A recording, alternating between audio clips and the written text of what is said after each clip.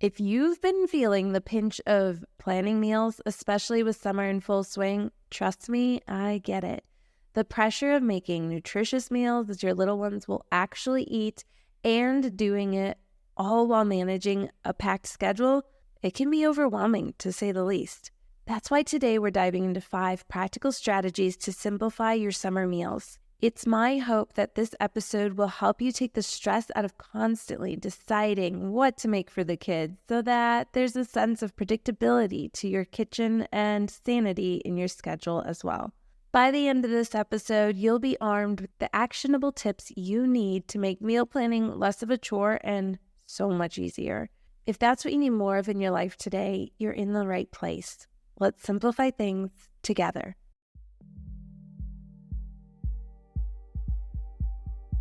I'm Erin Christopoulos, a mother of 2 and teacher-turned-mom strategist who puts the pieces of mom life together so you don't have to. I get that you're short on time and don't have the capacity to figure out everything on your own, which is why I'm here to help you get clear on where to put your focus while protecting your time and energy so you can actually enjoy these years with your little ones. I'm ditching the overwhelming and unrealistic one-size-fits-all tactics and replacing them with an approach that's practical and personal, because I believe your family is one of a kind with its own qualities and values that deserve an adaptable approach, offering support and encouragement where you need it most. From honest conversations and mindset shifts to practical tips and sustainable strategies, consider this your customizable guide to mom life. With the tools and resources you need at your fingertips, you'll finally have the confidence and clarity you need to bring more intention and ease to everyday life so that you and your family thrive. This is the Mom Life Handbook.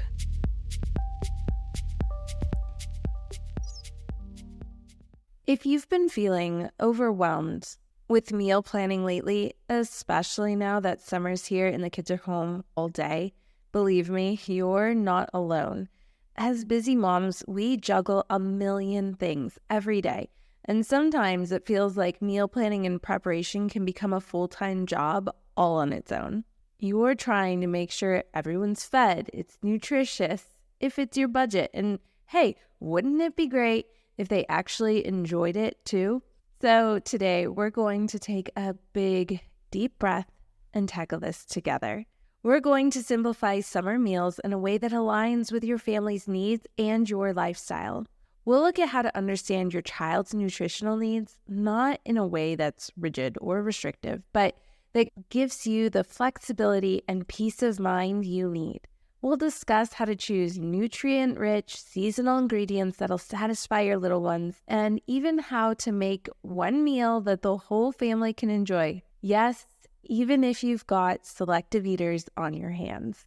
Plus, I'll share with you some practical tips to encourage your children's independence in the kitchen, which not only helps you, but also empowers them. You'll leave this episode with a renewed sense of control and peace around meal planning. So let's dive in and simplify our summer meals together. So our first strategy for today really focuses on letting go of so much of the parental pressure that is on us when it comes to what we feed our kids. And I don't think that those expectations are always explicit. I think that a lot of times they are implied, and with social media always showing us the highlights of everyone's lives, it's really easy to create this idea in our heads that we're supposed to be creating meals for our families that are, quite honestly, unrealistic. You know what I mean? I'm talking about all organic, fresh, homemade, never ultra-processed.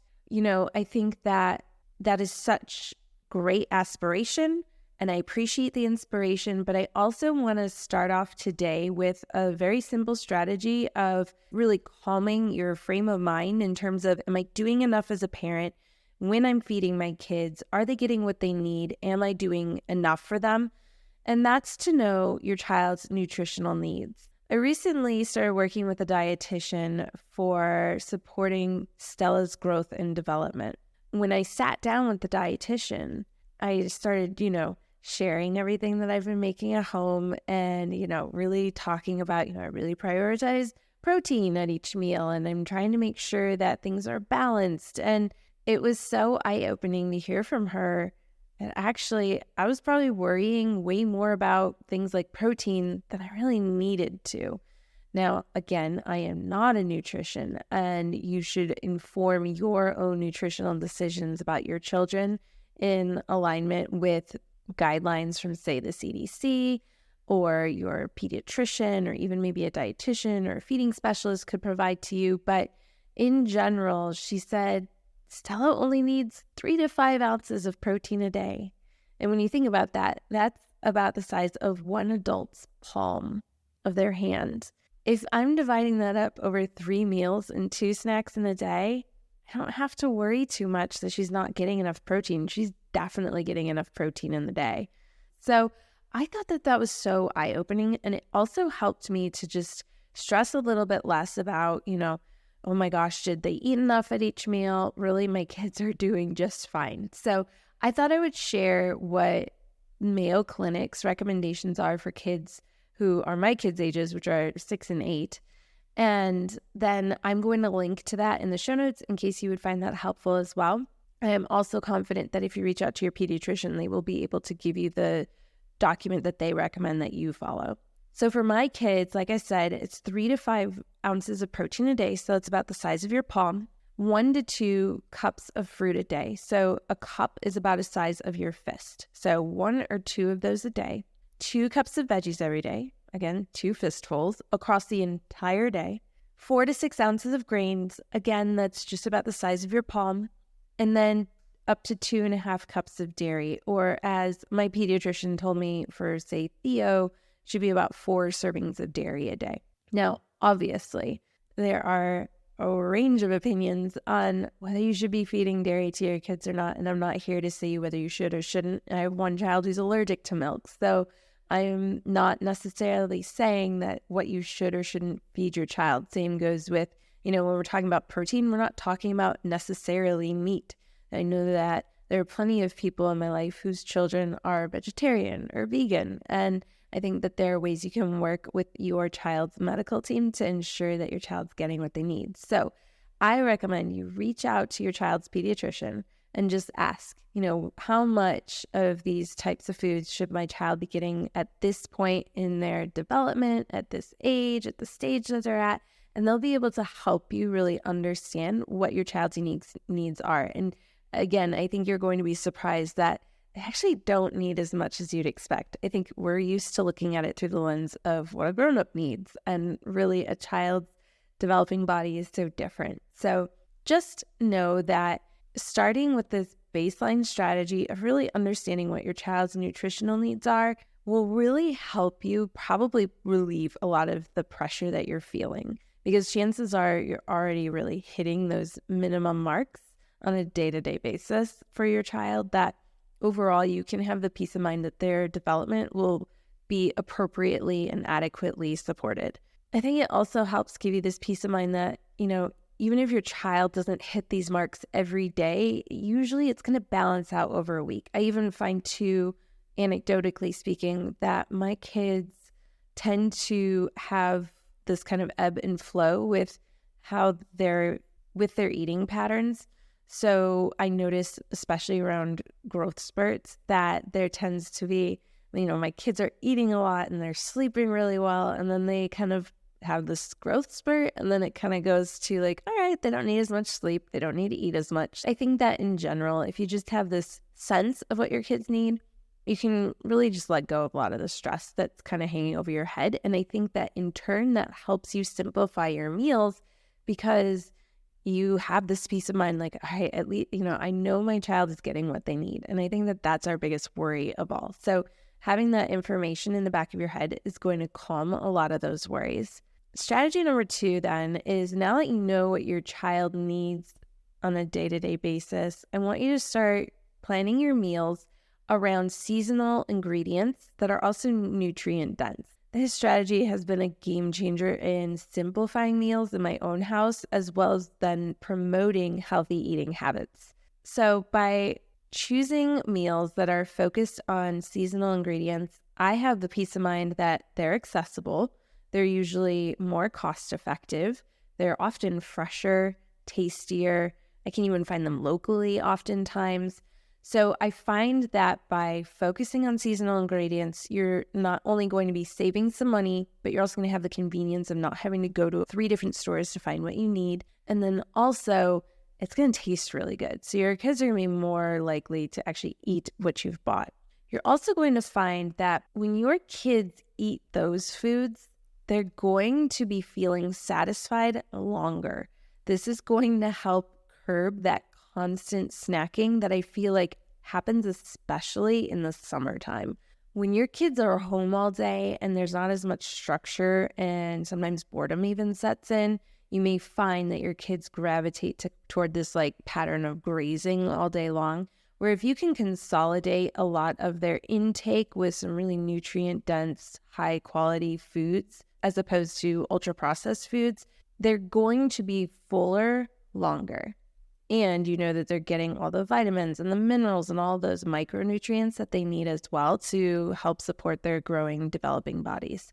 So if you compare what your kiddo might be getting, if, I'm trying to think of Stella's favorite lunch right now, is chicken breast, white rice, lima beans, a fruit, and then maybe granola bites for a treat.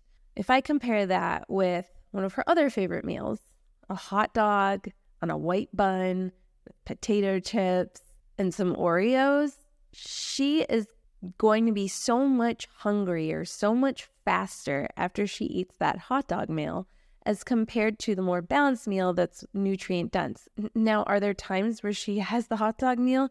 Absolutely, because sometimes I don't have the capacity to cook up chicken breast, or maybe it's that I'm just short on time and I need something that's quick, or she's really hungry and I need to get her food fast. But if you want to really come up with a plan that's going to be consistent in simplifying things, you're going to find that you aren't going to be having the day-long battles over snacking and whether your child's actually hungry and if you got to go back to the kitchen to make them some more food.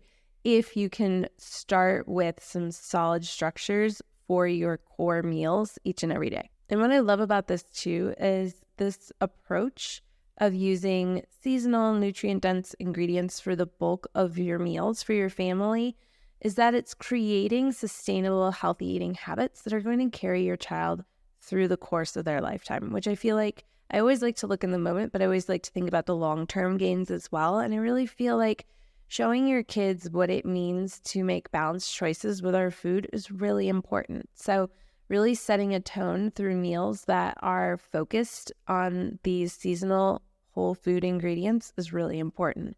If you would like some ideas for foods that you can offer to your kids for lunch and for breakfast and lunch this summer, I want you to grab my free summer meals guide. I've shared a week's worth of ideas of breakfast, lunches, and snacks that my kids love, so they're kid approved, and that I tap into on a regular basis. So if you'd like a copy of that, I put it together for you. It's totally free. Just go to momlifehandbook.com/summer menu and you can download that for free. It's also linked in the show notes. Also, feel free to DM me on Instagram. Just say, hey, send me the summer menu, and I'll get that set up for you. Now, the third strategy to help simplify this, because it can be a lot to be trying to prepare meals at home for your kids, is to create a rotation of meals. Now, I tend to do this for breakfast and lunch. I do not do it so much for dinners, largely because I like to change up my dinners, and usually I'm having something different for breakfast and lunch than my kids are. So my favorite strategy is to come up with a menu of options that I really like, that I know my kids will probably like pretty well also, and rotate through those offerings. So some big popular things that are on like our breakfast rotation are oatmeal, whole grain toast, and eggs, or for Stella, she likes vegan egg from chickpea yogurt parfaits.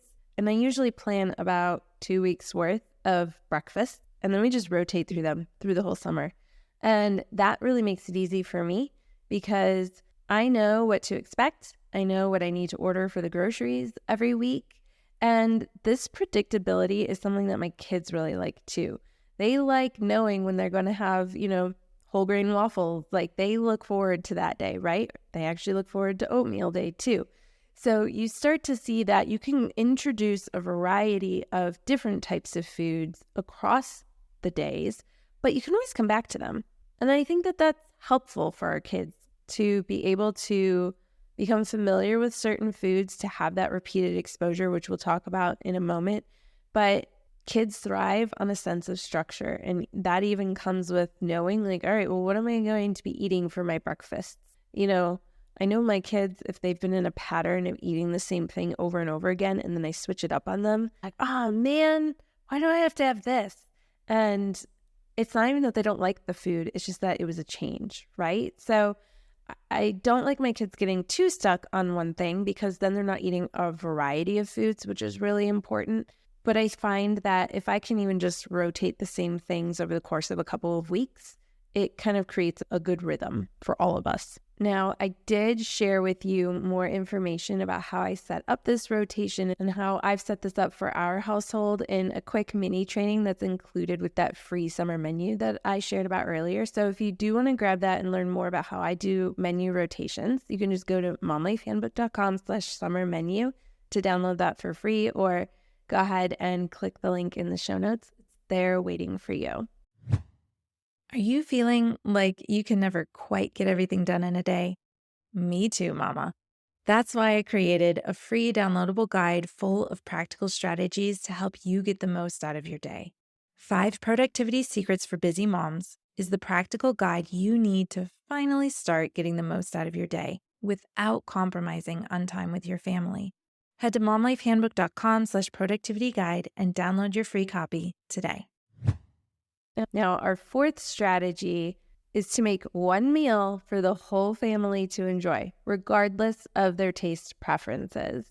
Now, I don't know about you, but I have found it is very easy to quickly become a short order cook.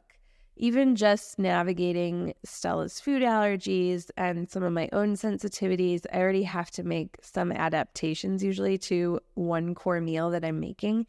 But then if I start customizing what goes on the side, or, if I'm worried that someone doesn't like the main entree, I might have a tendency to make something different for them so that they're eating. But when I go back to strategy 1, and I know what it is that my kids need each day, and I already have kind of accounted for what they're going to have for breakfast, lunch, and snacks, I have a lot of peace of mind around knowing that it's okay if I offer something in this one meal at the end of the day. Are going to be other things offered on the dinner table that they will like, that they can eat. And it allows for me to save so much time, effort, planning, ingredients, and therefore money by creating just one meal for the whole family to enjoy at dinner time. I think this is also a great opportunity for our more selective eaters to have a chance to see, oh, the whole family is trying this. Oh, someone likes to add ketchup to theirs. Or, this person's mixing the entree with their vegetables. Oh, maybe I'll try it with some rice. They observe and see how other people are eating the foods that they're not quite so sure about. And I think that it's also really important to remember that there's a lot of research out there that shows that our kids need repeated exposures to foods before they really are clear on whether they do or do not prefer a certain food. We're talking 10 to 15 exposures before they know this, sometimes upwards of 20 to 25. So I think it's really important that we are sturdy as parents and we can have the confidence that our kid may not like what we serve tonight. That's okay. I know that it's my job to offer it to them because they haven't had enough exposure to this food yet. I'm not going to shy away from it just because they say they don't like it. And it's their job to decide if they're going to eat it tonight or not. Something that's been really helpful in our house is to have an exploring plate or a no thank you bowl to kind of create this culture around, I'm not sure about how I feel about this food. I'm going to put it on an exploring plate. Maybe after I eat some of my preferred foods, I'll come back and check it out. Or a no thank you bowl could be something along the lines of, I don't want it, but then practicing what's a respectful way of practicing saying that as opposed to, oh, that's gross, I don't want it, right? It's just, no thank you, not tonight. And, I've taken on this mindset that it's my job to offer the foods to my kids. It's their job to decide whether they're going to eat it or not. And it's helped minimize a lot of the battling, kind of that tug of war power struggle at dinner time With my peace of mind that my kids have had what they needed throughout the day, or that they're going to make it up on another meal, maybe we do a bedtime snack, I don't have to worry if my kids don't love the meal that I've served. And I also have the confidence that it's important and my job to offer my kids a variety of foods, even ones that they believe they don't like yet. So just know that it is okay to serve your family one meal, and that goes for all the meals, but I especially do it at dinner time just because by the end of the day, you're exhausted, you're tired, you don't have a whole lot of energy to do extra cooking and drag out your cooking time, which only makes dinner later, which means everyone's just more hangry, which makes it harder for them to be in a mood to try new things and explore new foods. And then also your kitchen's more of a mess, which means more time for you to clean up, which might delay bedtime. There's just so many reasons why this strategy is important. So make that one meal for your family and let the rest go. Lastly, I want you to reorganize your kitchen to help foster independence. It's really important that your kids understand that they have a role in your home, and a great way for them to contribute is at mealtime. So I want you to think about ways you could maybe just restructure or reorganize your kitchen so that it's setting your kids up to be successfully independent. Maybe it's time for your child to start learning how to pick their own snacks. Put the foods that you're comfortable with them snacking on, in the morning or the afternoon, within their reach. In our cabinets, we have pull-out pantry drawers. All the candies, the sweets, the treats are at the top shelf. Now, the kids know that, right? But I prefer them to be kind of more out of sight, out of mind, so that when they open the doors, they're not faced with, am I going to have cookies right now versus should I pick applesauce? Instead, they are looking at all the choices that would be appropriate for them to pick. And then two, where in the fridge or on the counter can you put all the clean fruits and veggies that they can easily grab? If you have those things out of their reach, it's going to be really hard for them to gravitate towards those choices. And then also, I want you to think about how you could put dishes, napkins, placemats within the kids' reach. So I have always had the kids' plates, bowls, utensils, cups at the very bottom drawer in our cabinets so that they can help themselves, help set the table. It's so important that they have autonomy and that they can be a part of this process as a family. So I can't encourage that enough. And then also when it's time to clean up, if you're nervous about your kids helping with, clearing the table, I know that was something for a while where I didn't want my kids walking around, plates that could break or, silverware sliding off or worrying about, leftover food ending up on the floor. What you could do is just have a big tray. That could be where they put their dirty dishes or cups and let them stack that up. And then you can help carry that over to the sink and start cleaning things off. But if you feel like your kids are old enough that they could handle that themselves, have them clear their plates to take them over to the sink, rinse them off, load them in the dishwasher even. You're going to find that they're really proud of being able to help take care of things themselves. And then also it's going to save you extra hassle and stress. So make sure that you reorganize your kitchen to foster that independence. And with these 5 tips in mind, I hope that you found today's discussion about simplifying summer meals as useful and refreshing as I did. We dived into understanding your child's nutritional needs as a flexible and stress-free way to have confidence that you're planning meals that support their needs. We talked about picking out nutrient-dense seasonal ingredients that'll satisfy even the pickiest of eaters, and created a rotation plan that brings ease and predictability to your meals. Plus, we explored strategies to make one meal that your whole family can enjoy and ways to foster your child's independence in the kitchen. Remember, your goal isn't to be a perfect mom who makes gourmet meals every night. You're a real mom with real kids, a real schedule, and a real life that's happening all around you.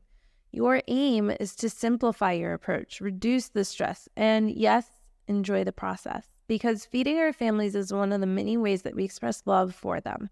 If you would like support in figuring out how you can simplify summer meals even more in your household, be sure to grab that free summer menu guide. You can find it at momlifehandbook.com/summer menu. Take the steps that we discussed today and that you'll find in that free guide and mold them to fit your family and your lifestyle, because you know your family best. By doing this, you're not only simplifying your meal planning for the summer, but you're also setting yourself and your family up for a healthier, happier, and more balanced lifestyle.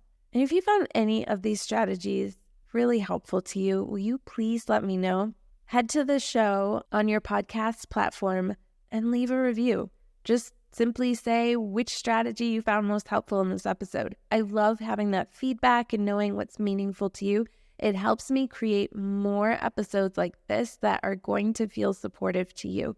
So please take the 30 seconds, drop a 1-sentence review. What strategy did you love the most today? And as we wrap up this week's episode, remember, mom life is complex, but it doesn't have to be complicated. Here's to leading with purpose and intention as you simplify mom life in the week ahead.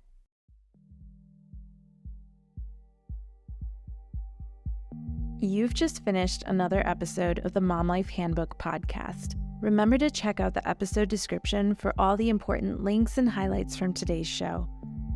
While you're there, tap the subscribe button so that new episodes are always at your fingertips. Before you go, I'd really appreciate hearing your thoughts about the show. It takes as little as 30 seconds to leave a review, and your honest thoughts help me create a better show and help other moms discover it too. And if this episode really helped you out, go ahead and hit the share button to text it to a friend or share it on social media. You never know who in your life might benefit from a little extra support. Don't forget, there are lots of ways to stay connected beyond the podcast. Head over to momlifehandbook.com for additional resources or to learn about how to work with me. And be sure to follow along on Instagram at momlifehandbook. Send me a DM to say hey or to share your thoughts on today's episode. Connecting with you personally is what I really love most. And just in case you need to hear it today, you're doing an incredible job. I know it doesn't always feel like it, but you're here, learning how to be better and do better. Keep working to bring more intention and ease into your life, and know that I'm right here cheering you on. You're creating a beautiful journey for you and your family. I am so proud of you.